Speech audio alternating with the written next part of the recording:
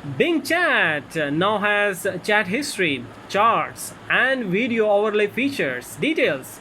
According to a recent Microsoft Bing blogs article, the firm has begun rolling out the long-awaited conversation history functionality for Bing Chat. On the right side of the chat window, you can now browse your prior discussion threads with the AI chatbot and resume an older conversation. A conversation thread can also be renamed, deleted, or exported or shared with other users.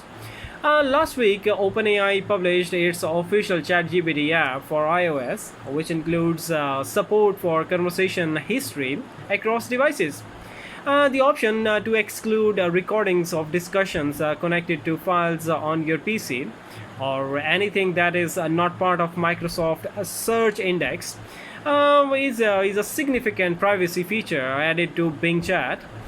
This feature prevents personal information from being included in the data used to train these generative AI technologies.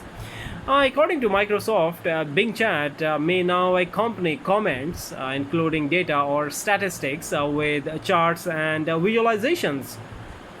This implies that whether you can ask for the stock price of a publicly traded business or the population of cities in a nation, the chatbot will provide graphs alongside the text results.